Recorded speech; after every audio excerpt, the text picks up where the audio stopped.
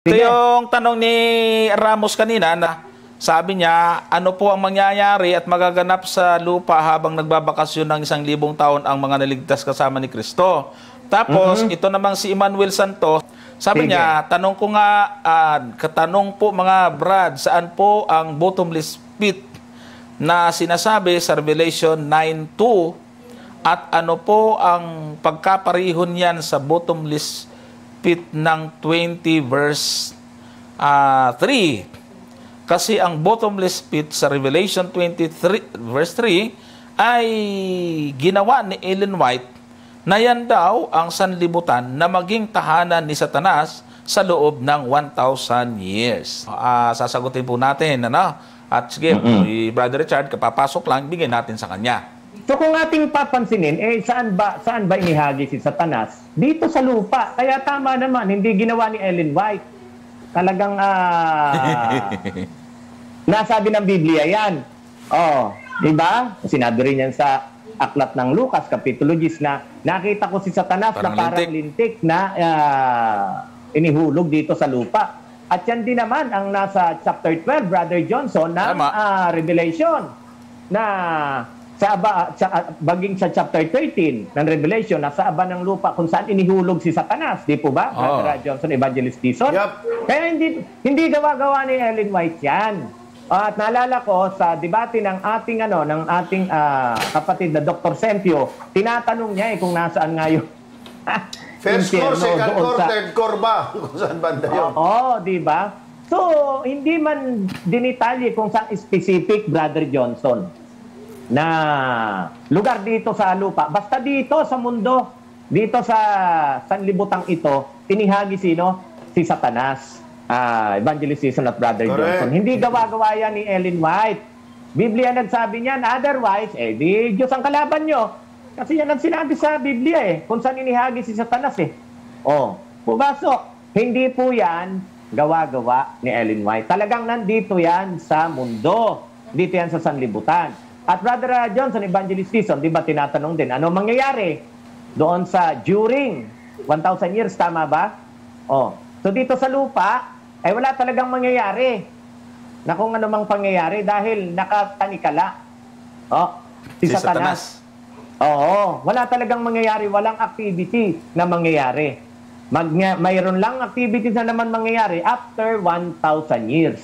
Pero kung ang tanong ay doon lang naman sa during 1,000 years, wala talagang mangyayari. Yan babasahin nyo sa Kapitulo 20, talatang 1 hanggang 8, walang ano dyan. Walang activities dyan, Brother Johnson, Evangelist Dison.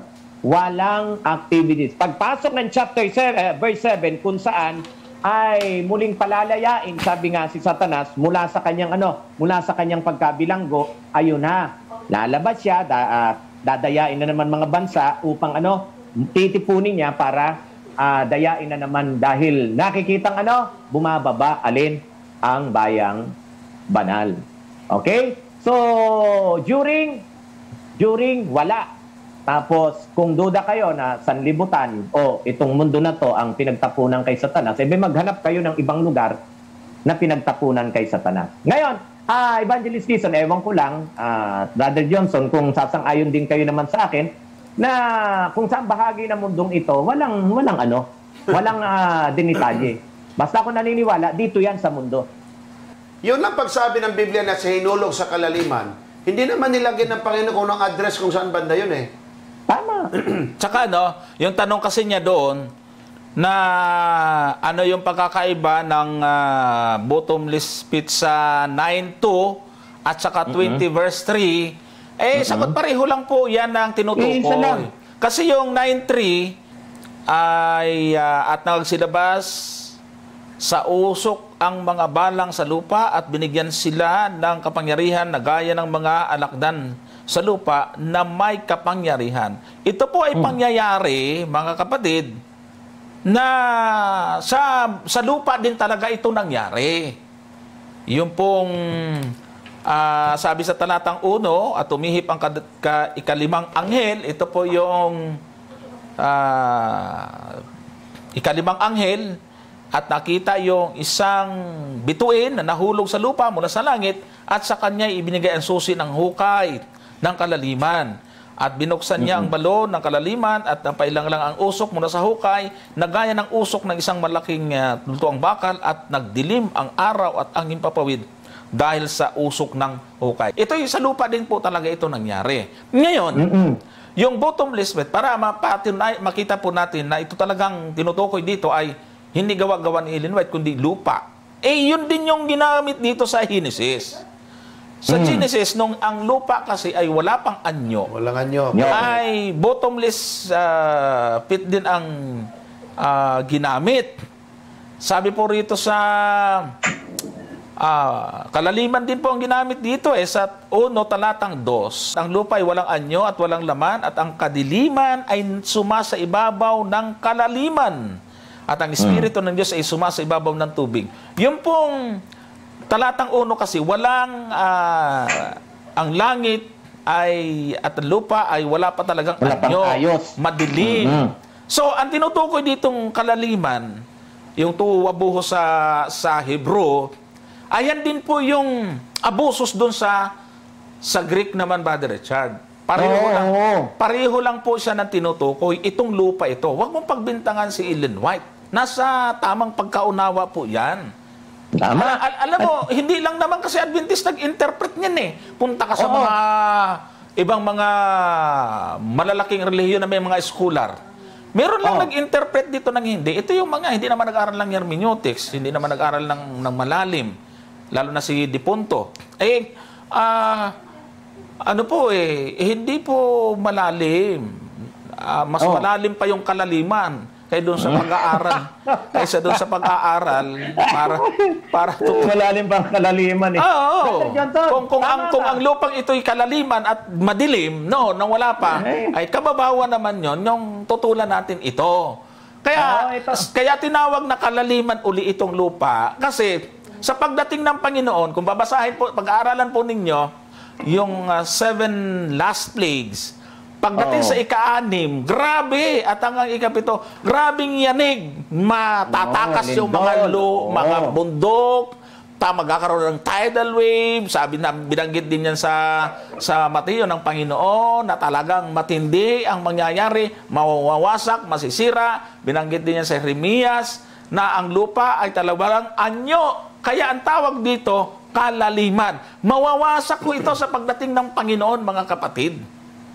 Sige, Brother Richard. Tama. Brother Johnson, kasi kung titingnan mo sa mga nagdududa na dito yung sinasabi niyan sa lupa, saan ba talaga nga inahagis Satanas? Pwede bang pabasa dyan sa Mede 12 nga ng pahayag? At inihagis ang malaking dragon, ang matandang ahas, ang tinatawag na Diablo at Satanas, ang dumadaya sa buong sanglibutan. Siya'y inahagis sa lupa. At ang kanyang mga anghel ay inihagis na kasama niya. Yan na rin yun yun nga Kaya nga, pagdudaan nyo, sasabihin yung gawa ni Satanas, paano to? Di gawa ni Ellen White. Gawa rin ni Ellen White yung Revelation chapter 12 verse 9. Ipaangkin mo na to. Doon sa Brother Johnson. Pinagbibintangan yung... Pinagbintangan Tapos ito, basahin nga dito sa magandang balita Biblia. Halos ganun din. Itinapon ang napakalaking dragon, ang matandang ahas na tinatawag na Diablo at Satanas, na nandaraya sa buong sanlibutan. Itinapon siya sa lupa. Kita mo na, yung nagsalin. Tinapon siya sa lupa. Hindi ba, tika, Brother Chard, hindi ba si Ellen White yung gumawa ng Biblia na yan? Naman, matagal nang patay si Ellen White bago nasalin to. Dito, itinapon siya sa lupa kasama ang lahat ng kanyang mga kampon. Brother Johnson. Ayan ito, sa ibang katawagan, tinawag din ito dito po saan? Tingnan niyo po sa ikalawang Pedro 2:4. Sige nga. Sapagkat kung ang Diyos ay hindi nagpatawad sa mga anghel ng mga kasalang mga yaon, kundi sila'y ibinulid sa impyerno at kinulong sa mga hukay ng kadiliman upang ilaan sa paghukom. Ayun, itong salitang impyerno, Brother Johnson, sa ibang katawagan, sa Grego, ito'y Tartaros, Brother Johnson. Tartaros. Tartaros. So, ibig sabihin, ito'y talagang exclusive na lugar to para kay Satanas at sa kanyang mga anghel. Kaya kung tatanungin natin, saan ba obviously itinapon si si Satanas at yung kanyang mga kampong anghel. Di ba dito nga sa lupa, kasi hindi pa naman ito, Brother Johnson, ang impyernong dagat-dagatang apoy.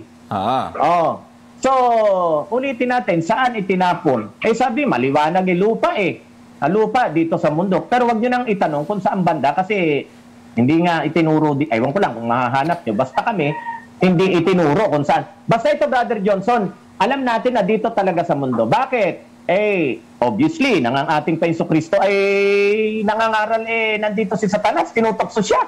Mabalikan ko lang konting punto sa aklat ng Apokalipsis 20, talatang 1 at 2 sa 3. Mula sa langit na may susi ng kalaliman. Sa English nito ay bottomless pit. At isang malaking tanikala sa kanyang kamay. 2. At sinunggaban niya ang dragon. Now, si Satanas, itong dragon, alang naman sunggaban niya sa langit, ay tinapon na nga sa lupa. At matandang ahas na siyang diablo at Satanas at ginapos na 1,000 taon. Talatang 3. At siya'y binulit sa kalaliman at sinarhan at tinatakan nito sa ibabaw niya upang huwag nang magdaya ng mga bansa. Obviously, Brother Richard, talagang 1,000 to. Tama. Mga bansa nga tinutukoy.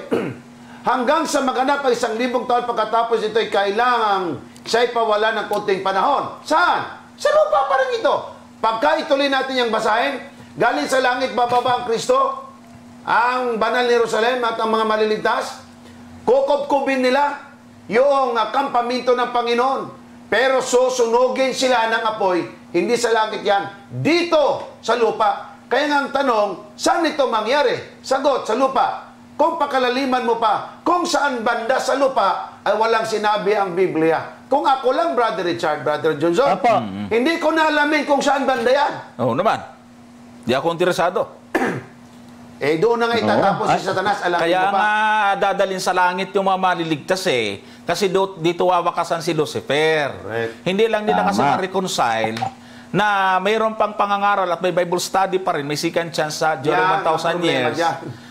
Kaya yung karamihan sa kanilang naniniwala sa ganon, wala rin, hindi rin dadalhin sa langit yung mga maliligtas. Kawing-kawing na hong pagkakamali yun, mga kapatid at mga kaibigan. Linaw-linaw ang sabi ng Panginoong Jesucristo, sa bahay ng aking ama, maraming tahanan. Doon siya maghahanda. At sabi doon sa Pilipos 3:20, di ba? Ang ating pagkamamamayan ay sa langit, mga kapatid. Pinapakita ko dito na talagang dadalhin doon kasi itong lupang ito, after po na 1,000 years, dito po gugunawin, dito po susunugin, dito mangyayari yung binabanggit doon sa aklat ng Malakyas na magiging abo yung mga masasama sa pagdating ng araw, nawawakasan ng Panginoon yon. At sinabi rin po na pati si Satanas ay talaging mamamatay. Kasi yung susunog na apoy ay hindi galing gawa ng tao, kundi galing sa langit, mga kapatid at mga kaibigan. Pero ang malinaw, kaya nga may mga talata sa Biblia na may nakita na walang tao dito sa lupa Mayroong pangyayari sa lupa na talagang walang tao na nakita. Si Jeremias, di ba, Brother Richard? Kung hindi yan yung lupa, saan yan at kailan yan nangyari? Alam mo, Brother Johnson, yung Lucas, bigyan nga natin ng sense of the common na laging sinasabi ni Evangelist Dizon at common sense. Itong nasa 18 ng Lucas po. Sige nga. Sa kanila, nakita ko si Satanas na nahulog na gaya ng lintik mula sa langit. Ang tanong, nahulog mula sa langit, gaya ng lintik, saan napunta? Tapos, kung itataas mo lang yan, Brother Johnson, ang background niyan, yung tuwan-tuwa, yung mga alagad na inutusan ng ating Panginoon Kristo dahil sa pagbabalik nila, napalayas nila ang mga demonyo. Ang tanong, isang planeta naroon yung mga alagad ng ating Panginoon Kristo nang palayasin nila mga demonyo. Yan. Sa lupa, siyempre. Ay, nako. Kaya, doon sinabi ng Panginoon, yun, nakita ko si Satanas na nahulog na gaya ng lintik mula sa langit. Kung wala dito sa lupa, ano yung mga demonyong pinalayas ng mga alagad ng ating Panginoon Kristo nung sila'y mangaral? Nung sila'y utusan ng ating Panginoon Kristo sa kanilang pangangaral, Evangelist Dizon at Brother Johnson. Kaya sabi ng ating Kristo, kaya wag kayong matuwa ng inyong pangalan, ng inyong nakapagpalayas lang kayo ng demonyo, kundi matuwa kayo na ng inyong pangalan ay nakasulat saan? Nakasulat sa aklat ng buhay. So ayan nakita po natin talagang, sabi nga lahat ng mga bansa. Sabi nyo nga, Brother Johnson, di ba? Yun kasi ang nila, ayaw kasi nilang pumunta sa langit. Gusto nila dito lang sa lupa. Meron naman talagang pagpunta sa langit. Actually, hindi lang naman sa bagong tipang binabanggit yan, Brother Johnson, Evangelist Dison Yeah. Bagamat sinulat sa Hebreo, pero yung mga heroes of faith sa chapter 11, di po ba? Ng Hebreo. Kagaya ni Father Abraham, ay umaasa talaga sila ng ng tahanan, hindi sa lupang ito. Pabasa nga po, Brother Johnson, utos ng may pagmamahal. Okay? So, verse 16 ng chapter 11. Sige nga po. Ng Hebreo. Ngunit ngayon ay nagnanasa sila ng lalong magaling na lupain sa makatibagay ang sa langit. Kaya hindi sila ikinahihiya ng Diyos na tawaging Diyos nila sapagkat kanyang pinaghanda sila ng isang bayan. Ayan yung binasa mo, di ba kanina, Brother Johnson din, yung sinabi mo nga na talagang ipaghahanda ng tahanan ang mga... ayan. Kaya mga ayaw sa langit at gusto dito lang sa lupa, dito kayo tumira habang during 1,000 years. Pero hindi nga yun Patay lahat ng tao kasi sa panahong iyan. Tsaka tama ka, Brother Johnson. Walang lalim at malalim pa yung kalaliman doon sa aral na during 1,000 years may second chance. At may pangangaral para doon sa mga hindi sumampalataya ngayon. So wala po. Masahin nyo lang po uli. Yung Revelation chapter 20, wala pong activity. Magkakaroon lang after 1,000 years. Yeah, pinakahuli ko na lang din siguro may dugtong dyan, Brother Richard, sa napagandang binanggit mo sa bagay na. Siniguro natin, hindi yan sa planetang Jupiter, ng Mars, o kung saan. Una sa lahat, hindi naman doon sa Jupiter tinoksong Panginoon Jesus sa lupa. Tama. Tapos ang lupang ito ang babalikan ng Panginoon. O sa lupa rin ito, 12-12 ng aklat ng Apokalipsis, ay tinapon at dito natapon si Lucifer. So dito ang nagiging battleground niya. Babalik ang Panginoon para ang lupang ito ay hatulan. 10 ng lahat ng kampon at ni Satanas. Ngayon, binanggit ni Brother Johnson yung Malakias kanina na siguruhin natin sa lupa nga mangyari ito. Malakias 4.1, mahal ko mga kapatid at mga kaibigan. Ano ang mangyayari sa lupang ito na pinananahanan at inangkin ni Satanas na kanyang trono? 4.1 ng Malakias. Narito, ang araw ay dumarating. Pag sinabing dumarating, Brother Richard, wala pa yan ngayon Tama. Na nagniningas na parang horno. Hindi pa man dumating, pero sinabi na nagniningas na parang horno. At ang lahat ng palalo, ang champion dito si Lucifer. At ang lahat na nagsigawa ng kasamaan ay magiging parang dayami.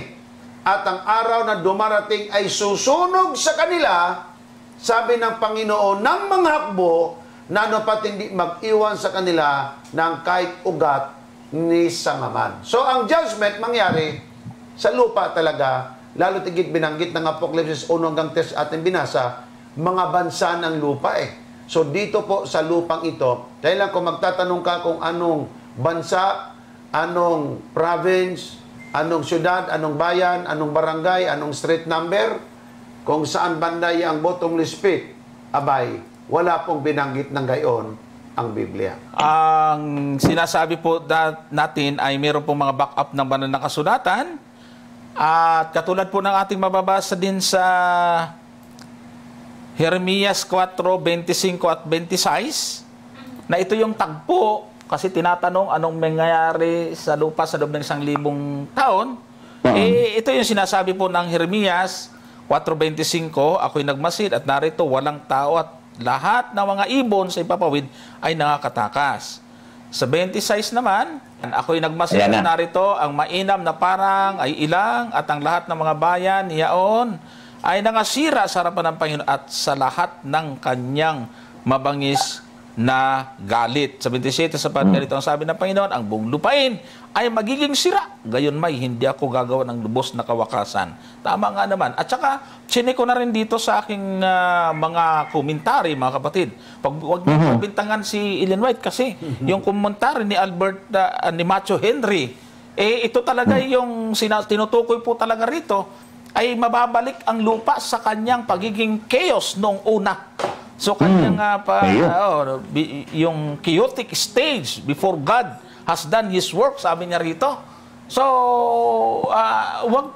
grabe naman si Ellen White na lang talaga may kasalanan samantalang yung mga kilalang mga scholar ng Biblia, yan naman yung panyapaliwanag po nila. So, yan po yung mangyayari sa lupa during 1,000 years. Kasi wala pang sa kasaysayan ng mundo, wala pang nangyari na sa buong lupa ay walang laman. Maliban doon sa hindi pa kinaanyon ito ng Panginoon. Babalik, sabi nga ni Matthew Henry, babalik ho ito doon sa dati nilang anyo kasi mawawasak ito sa pagdating ng Panginoon.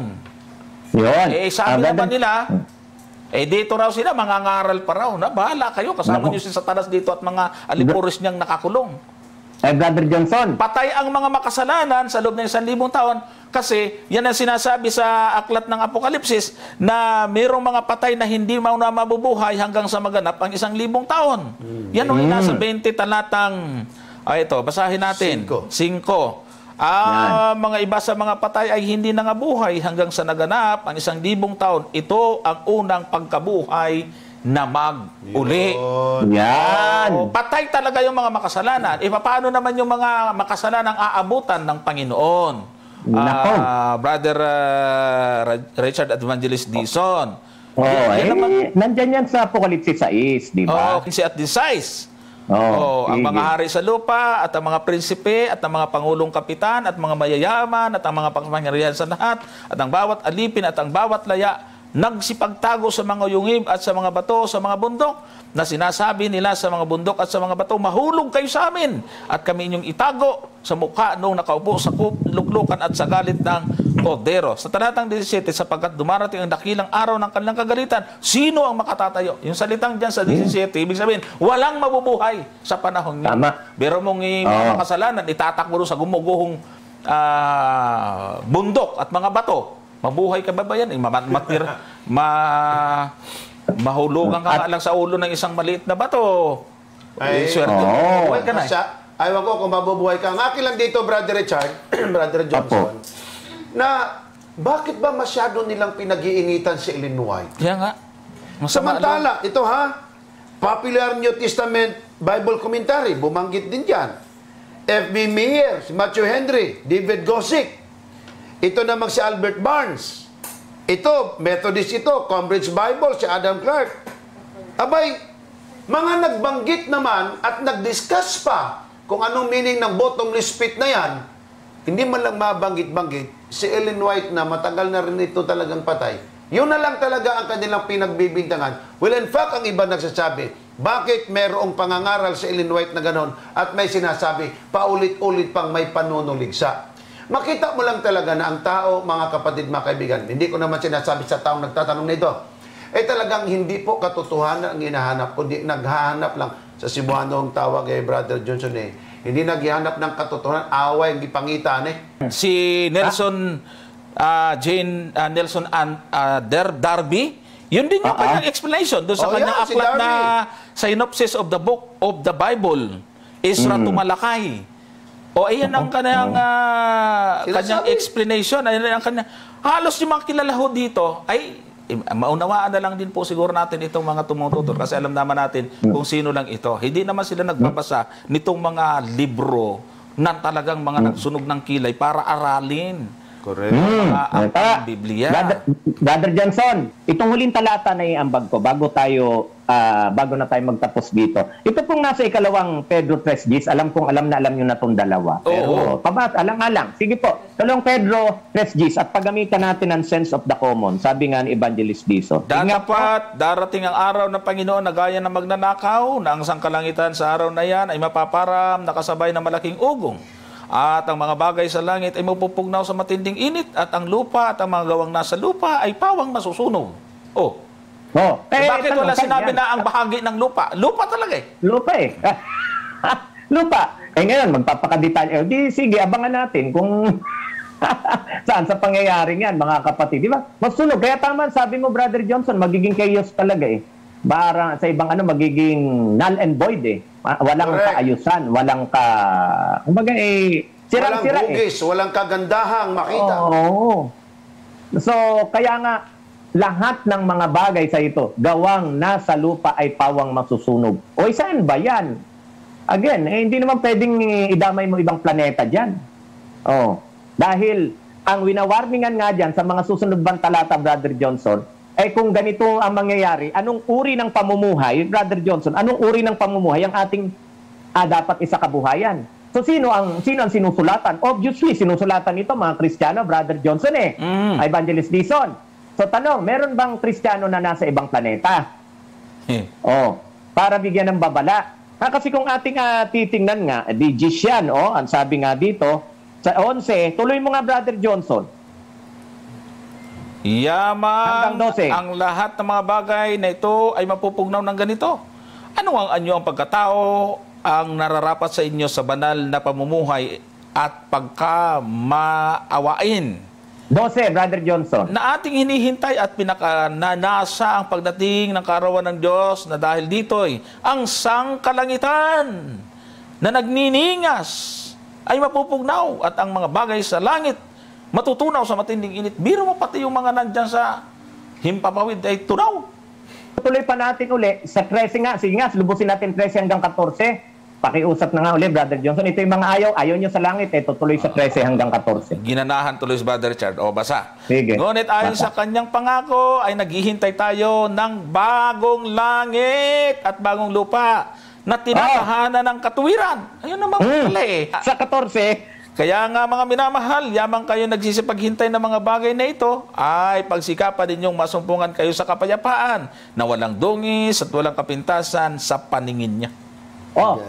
Maliwanag maliwanag. Kaya nga, bago mangyari yon, Brother Johnson, magsikap tayo na masumpungan sa kapayapaan. Walang dungis, walang kapintasan sa paningin niya. Dito papasok na naman, Brother Johnson, talaga yung isa pa sa mga napaka-allergy na aral sa kanila, yung pagsunod ba sa utos ng Diyos. Di ba? Naalala ko, katapat yan ang unang Timoteo 6:14, di ba?